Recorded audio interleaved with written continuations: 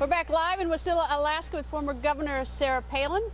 And once again, President Obama has put himself in the middle of a controversy, this time over the planned mosque near Ground Zero in New York. Now, on Friday, President Obama came out strong in defense of Muslims building that mosque. Then Saturday, when things seemed to get a bit heated, the president clarified a statement saying he would not comment on the wisdom of the decision to build the mosque there. Governor Palin? You know, it sounds cliche to say that the president is disconnected from the American people on this issue, but how else do you describe it? He just doesn't get it, that this is an insensitive move on the part of those Muslims who want to build that mosque in this location that feels like a stab in the heart of collectively Americans who still have that lingering pain from 9/11. So, but where do you divide the line? Because you've got the first, that they do have there is a First Amendment right to practice your religion, but the American people overwhelmingly say, well, well, they recognize the right, they just don't want the right exercise there.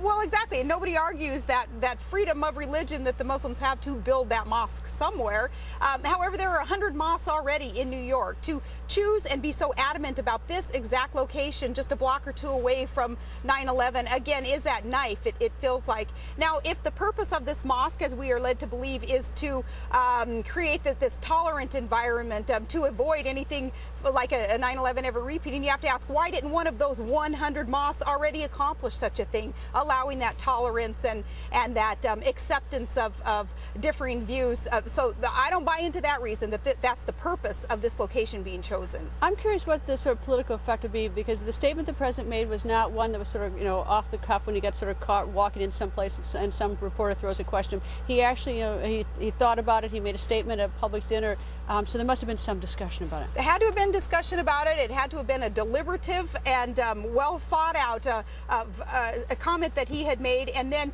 had to kind of clarify the next morning. You know why he had to do such a thing, Greta? You Twittered right after he had made that comment. You must have got your information from the press pool or something. You Twittered that night, on a Friday night, after he gave that comment to the Muslim community as he was celebrating the holy month of Ramadan in the Islamic community there in the White House.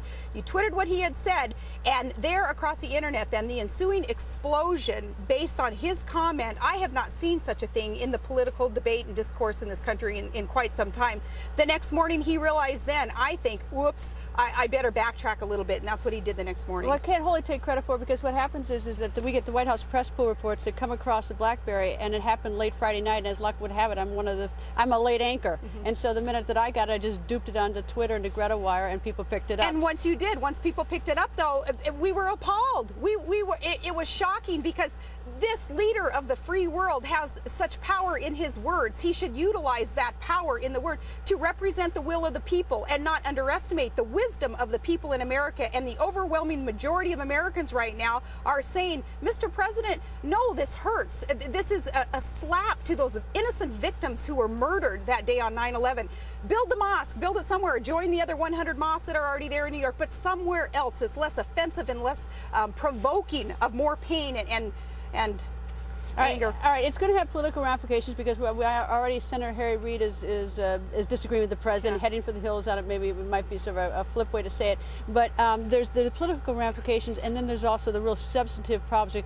What should the president do to try to sort of heal the wound? Because there is a wound in this country between many Muslims, not all of them, and many Americans, not all of them, with Muslims. I mean, how can we at least make some effort to fix this, put this fire out rather than fuel it? Well, what the president seems to be suggesting is that everybody needs to be so tolerant of others' beliefs. That is fine. Then let him take that lesson and try to apply it to the debate on the other side, if you will, right now, and talk to that imam, those others who want to build and choose that precise location for their mosque that is so offensive to so many people, and ask them to be tolerant, ask them to understand America's feelings on this, and see if then the president can use some of his influence in a more positive, less divisive way. That's one way that he can help bridge this divide. Well, I think it certainly says the president isn't paying attention to polls, because I think the American people overwhelmingly opposed it. I mean, I think the numbers, I haven't seen the numbers today because I've been on the road with you, actually up in the air with you, but I mean, I haven't seen the numbers, but he's certainly, I mean, he's making decisions independent of the polls. No, I don't believe that. I don't believe that. I believe that's why he made his comment Friday night. He knew immediately, because his advisors told him, you went too far on this. So the next morning he tried to backtrack that, and now curiously, he's not coming out and saying, we want to know, Mr. President, we have a right to know. What's your position on this? Again, we all know that there is that First Amendment right to build a church, a mosque, where they want to, if it's legally appropriate. But what is your position on this? Should they? Do you support it? And we don't have the answer from him. Well, if he wants to come on the record, we'd be happy to ask him those questions. I hope he does. Anyway, Governor, as always, thank you. And once again, take a look at this beautiful yard that she has here. And we're going to have much more with Governor Palin. You don't want to miss On the Record tomorrow and Wednesday. Governor Palin and her husband, Todd, are taking you to the heart of Alaska so you can actually see for yourself this land, this Anwar area, this battleground of the oil drilling war. Make your own decision. We'll be right back here tomorrow night and Wednesday night at 10 p.m. Eastern. I want you back here. Next, have any of you heard